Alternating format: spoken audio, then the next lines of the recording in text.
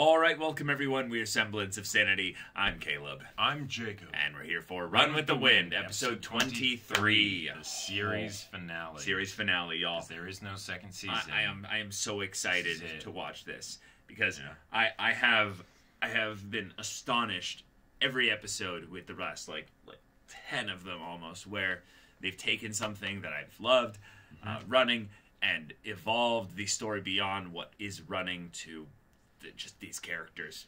Now, and they're gonna finish it here. Yep. I just can't believe it. And you had been wanting to watch this show for a long time before we started. Ever since I had heard about it. Yep. Yeah. And the title made me know that just like the Haikyuu mangaka understands volleyball. Yeah.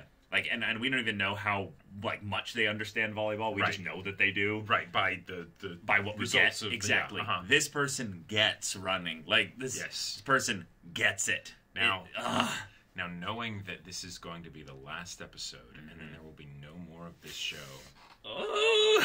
How do you feel?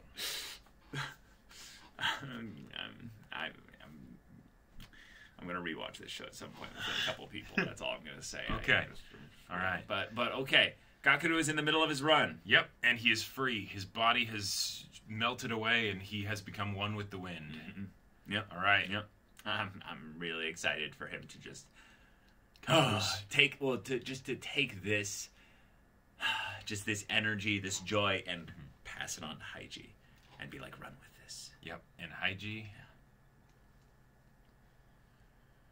Dude, don't. You're gonna be okay. Hopefully. So, I have very little words to say about Haiji. You guys know how I feel, but just know that this is the last episode's reaction for Run with the Wind. So at the end of the discussion, we'll be revealing what show I picked to follow up for my slot on Tuesdays. And y'all, without further ado, let's get into this. Alright everyone, now be sure to go check out the reaction portion of the video in the description below, then come back here for the discussion.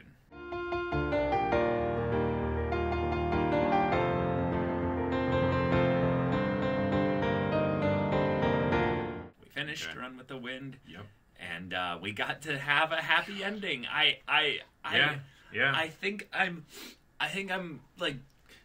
feeling the effects of the high actually starting to hit me as I'm realizing that I get to rewatch this show with a happy ending. Yes. And I'm now, triply incentivized too because of the happy ending. Right, it's not something where it's like, all right, pain and suffering, Haiji, Right. can't finish the race even and, never walks again, There's this line that they said in this episode where it's talking about basically that, every runner has hope, basically. That's born in every runner, or something like that.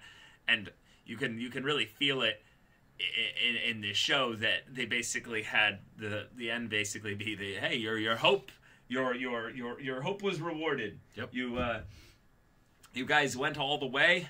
Right. You got you got everything. You got seeded. You placed the new section record, Kakeru. Haiji did not completely fall into the concrete. Yep. He at the very last second he finished the race, ran all the way into Kakeru's arms. Yeah.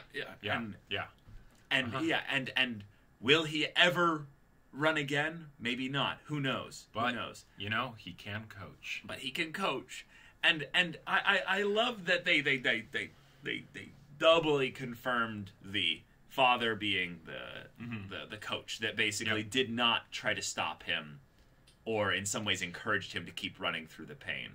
Yeah, right. It's the don't lose your head. Like very, very minimal kind of like. Yeah.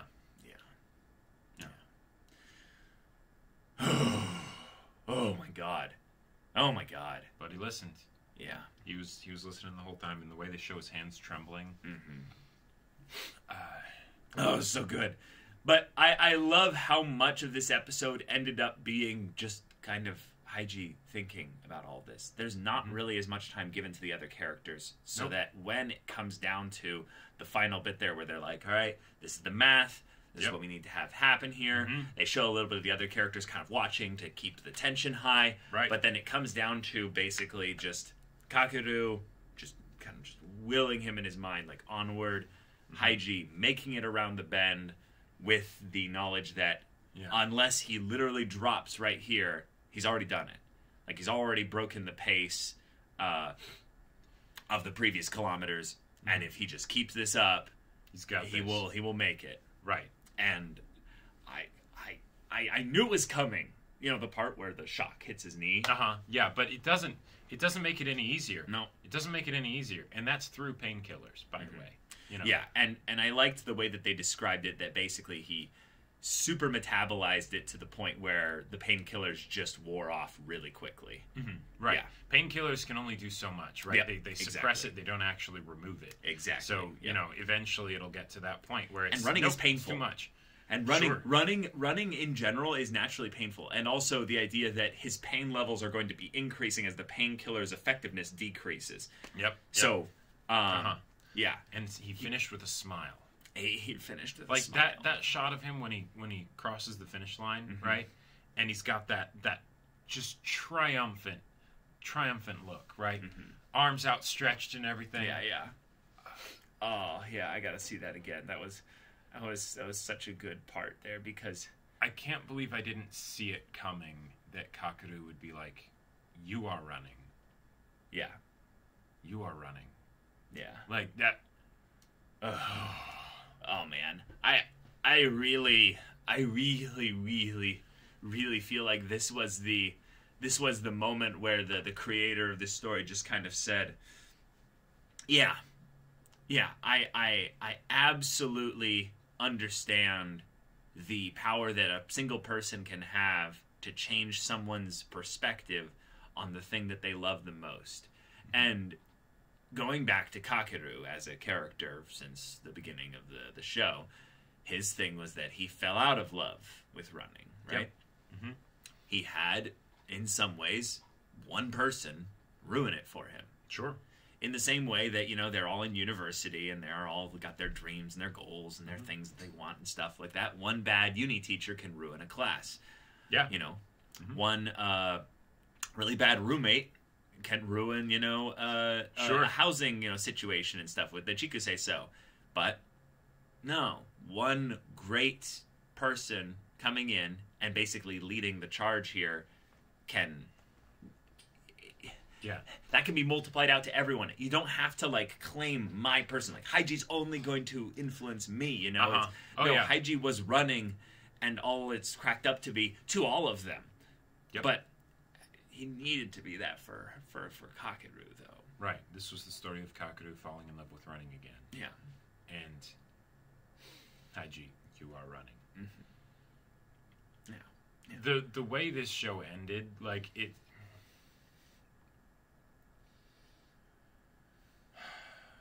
There was so much just good, wonderful, positive feelings that it brought about in me. Like the music did that. Oh yeah, the music, the tension, the stakes of everything, the fact that they triumphed in every conceivable way, short of actually taking first place, which is impossible. Would never have happened, right?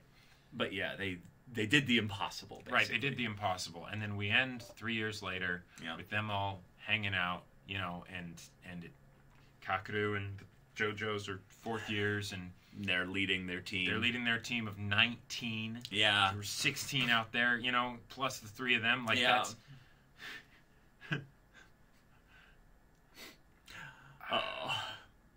It's just really special to see how the influence of people in our lives really does change who we are. Yes. And this is something that I think is a very good, humbling thing to acknowledge.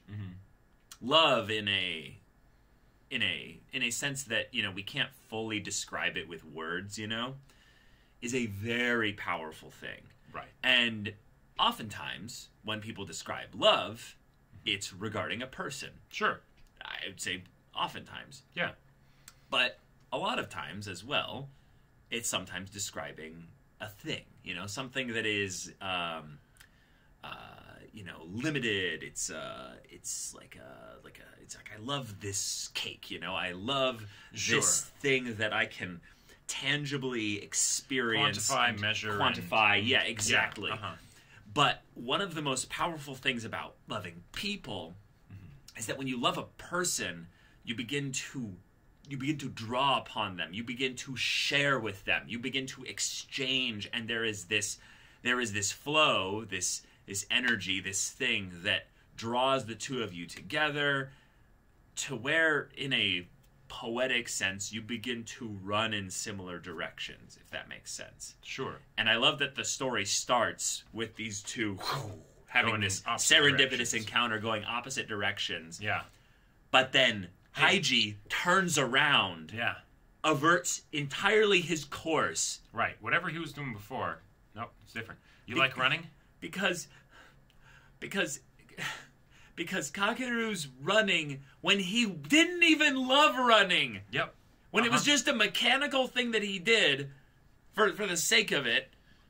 Or he might have even been running having just stolen something from a convenience store. Exactly, yeah.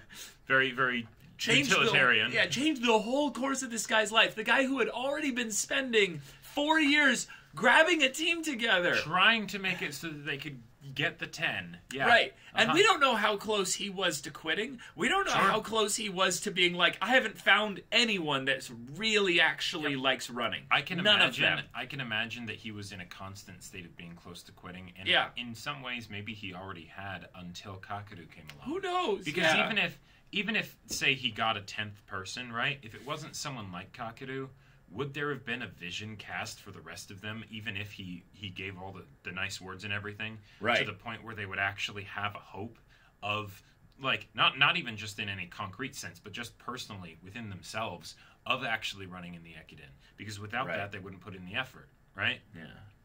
And seeing Kakeru and seeing how he ran, I will bet that helped the others. Yeah. Oh. Yeah, the bit where he's like, you are the ideal form I never reached. Just realizing that was it. You were the one that I wanted to be. And, but you are a strong runner, Haiji. Yeah. The exchange as well. The realization that wow, Kakeru, shined like the night. Coming in like a shooting like star, a speed demon, a shooting star. Into his life. That night, all those months ago. Now, Kakeru, you get to see Haiji as the light, the sun, the one that comes in and breaks through the darkness of your world and basically says, "Let's have a new morning. Let's run in the light. You don't need to hide in the darkness anymore. You don't need to be the only one shining. You don't need to be alone."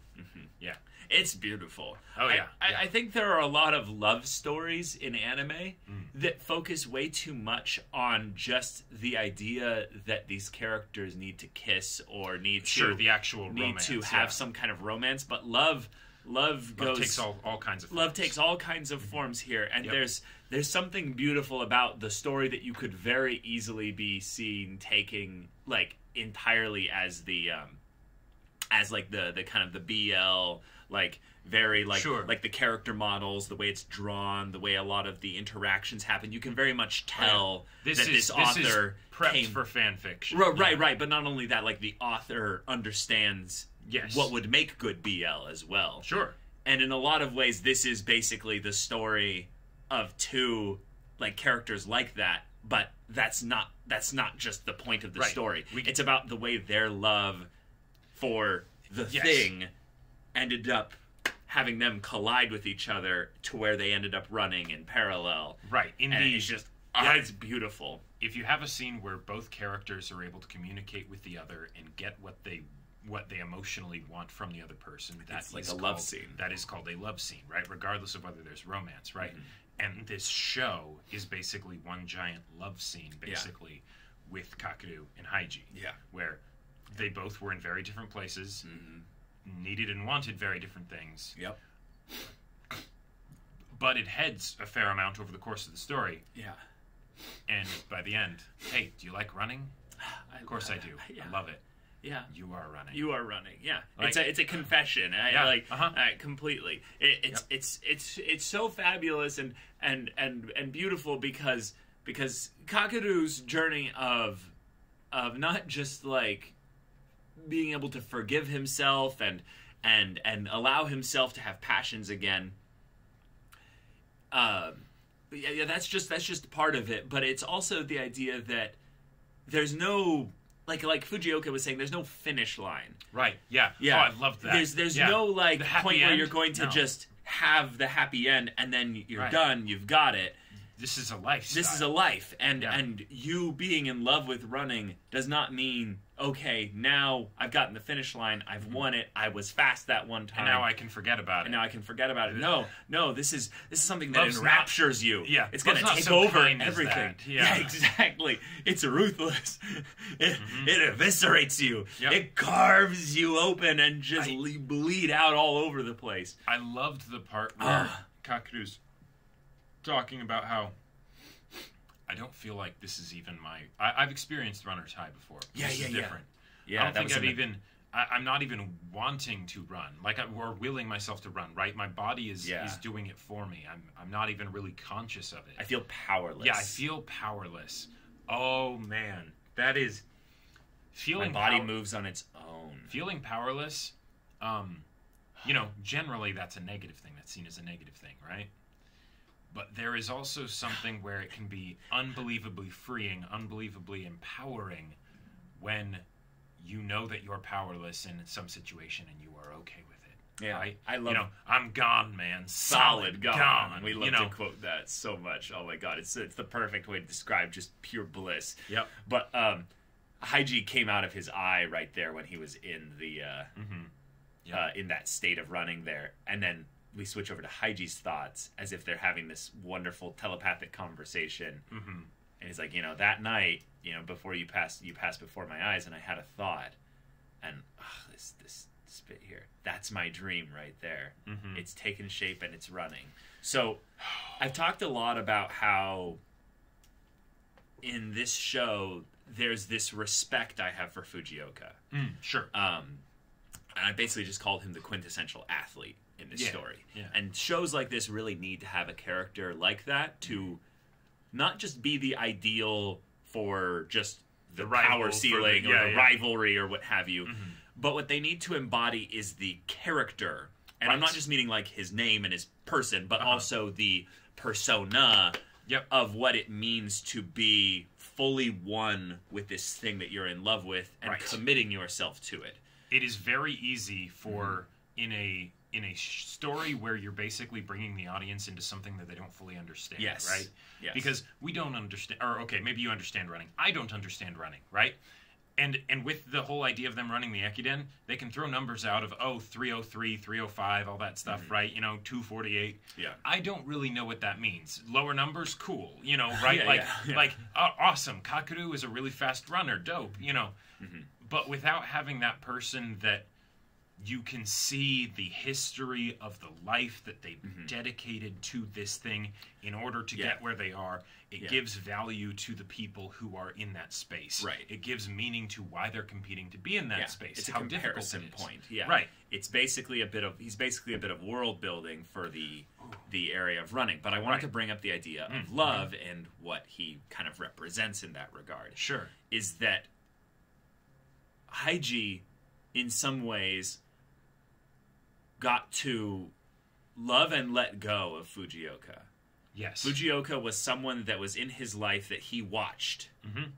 And ran with. And ran with. But there was a point where he watched Fujioka, and we saw that in his backstory, and I thought that was very intentional. It's not just a thing of showing that Fujioka's been running since he was a kid, since he was really young and stuff. It's showing that Haiji, in a lot of ways, got his passion for running from other people. His father, probably. Sure, someone that he very much wanted to prove himself to showcase his passion with regards to this, to be like, and emulate and all that, and that good stuff. But Fujioka was kind of his peer in that regard, that they were the same age. They're going through all this stuff, and Fujioka is strong. Like he is the strength of what it means to be a runner in this story. But there's a point where Haiji gets injured. He has to let him go. Exactly. He runs too fast for Haiji. The idea that Haiji then decided to run solo, maybe watching Fujioka from the sidelines, longing, dreaming even. This is like a classic wish fulfillment story for Haiji, if you think about it from his perspective. It is fate. It is pure raw coincidence to have a runner like Kakeru just bump into you at all in any context outside of the actual track. Yes. The fact that Kakeru... And not already be spoken for by a team or anything like that. The amount of raw... Serendipitous, stars aligning. Just convergence of everything to have Kakeru and him bump into each other at that moment, at night. You know, while Kakeru's running away from a convenience store having stolen a sandwich, and Haiji's just biking around, I think with he was walking his dog or something at the time. The idea that Haiji basically had the universe, had life itself extend out a hand and be like, would you like to dream again? Yeah. And I'll tell you, Fujioka is basically like the character that just had the realistic story of the athlete. Yes. Haiji basically had all of reality bend itself to give him this chance here so that he could actually encounter and fall in love potentially with running all over again. Right. And I really feel like that's special here because that means, well, in a lot of ways, that he wasn't getting that anymore from Fujioka. Sure. Yeah. He was at a different school and all that stuff, and yeah. No, totally. Yes, exactly. But the idea that he had seen Fujioka run probably many times after getting injured, but Fujioka wasn't his dream realized. Gotcha. Okay. All right. Yeah. It's sad because that's his 4th year. Right. And yet, Haiji still got to encounter Kakeru. Kakeru still got to encounter Haiji. This is a goddamn love story. This is This is just right.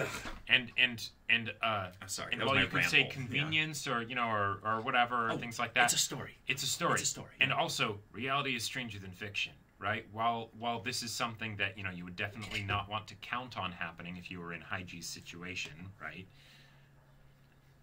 This kind of thing can happen, and I think and these kinds of stories that have those serendipitous encounters and everything, well, I could see some people discounting them for being like, well, what's the lesson that we apply if it's just you need to get lucky and have this crazy encounter happen?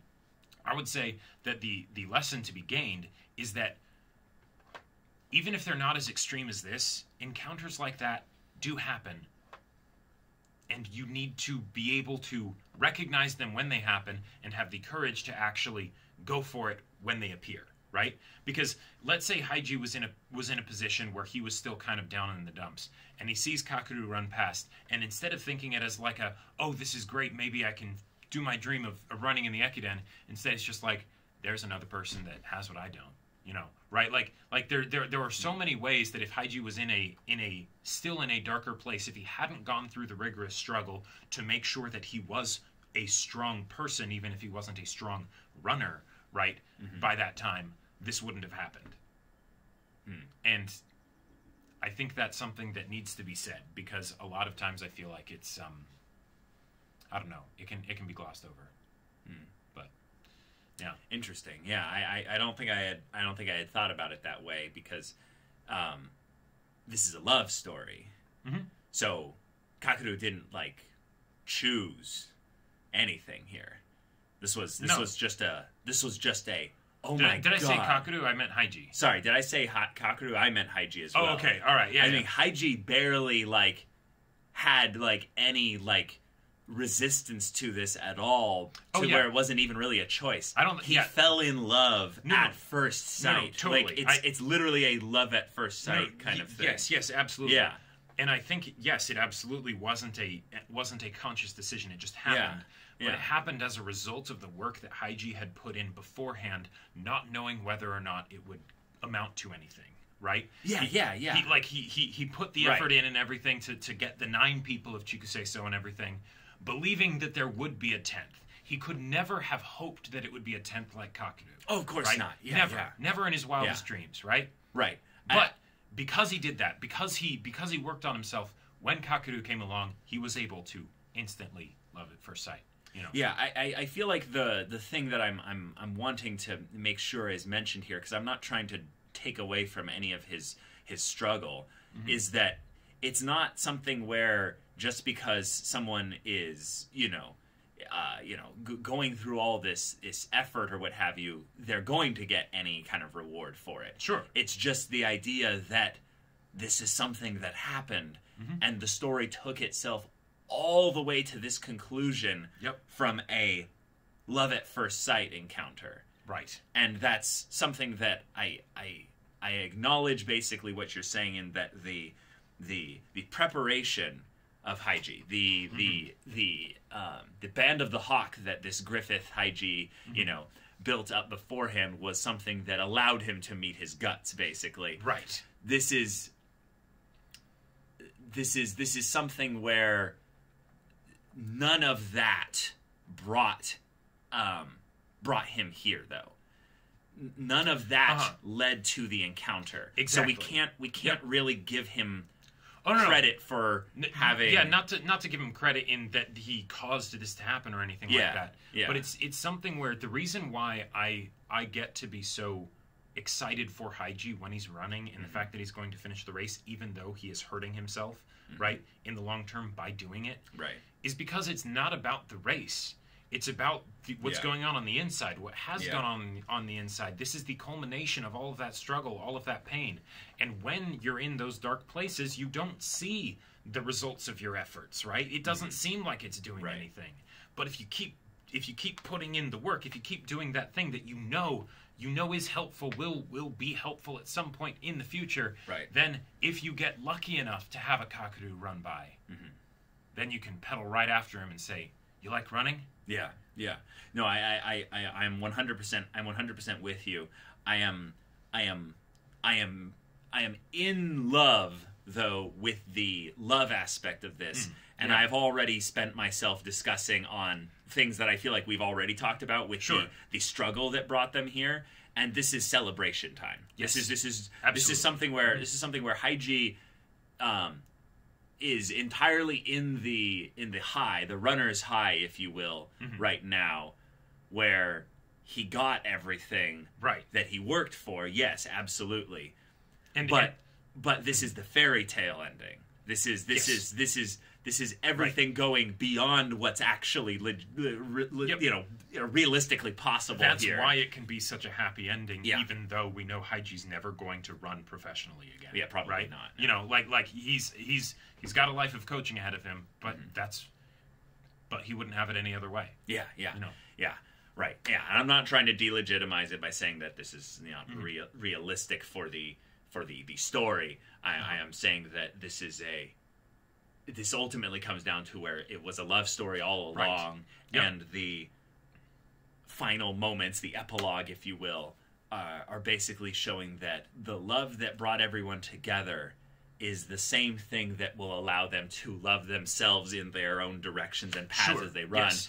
And this is why I love running as a like spiritual discussion. It's is that freeing. It is freedom. It is essentially the primal aspect of humanity, in which when we are cornered, when we are seeking, when we are going, when we are moving, we can choose to run if we want to. Sometimes we're forced to. Okay. Sometimes someone comes along and drags us along and runs, pulling us, But sometimes we also can choose to run. And this whole adventure, if you will, was a love story in that people were propelled by their love more so than they kind of pushed themselves. Haiji's story is like a whole nother anime that was told before the Chikuseso that we never saw. It's the classic anime that we would have expected with the rivals and everything, but oh shit, it got cut short. Exactly. And the year 1 of college or year 1 of uni to year 4 of uni was also him more struggling, not running, but like struggling to basically pull all these people into this thing. But then over the course of the actual anime that we get here, they go from walking to jogging to running, sprinting, and then they snowballs out into here where now all the characters are, oh, you're running that way? Oh, cool, I'm going to run this way. I'm going to run this way. Oh, JoJo's, we're going to run with Kakeru? Yeah, hell yeah, let's go. And both of them are still together at this point. You know, like, they haven't split. Like, was it Joji? Oh, they were never going to split. Joji thought they would? They're never going to. No. But this is a great show. Absolutely wonderful show. Yeah. And Caleb. Yeah. There's another show. Yeah, I'm not fully done talking about this show. Oh, okay. I just wanted to say that having an epilogue is a nice, like, you know, just little ending bit there.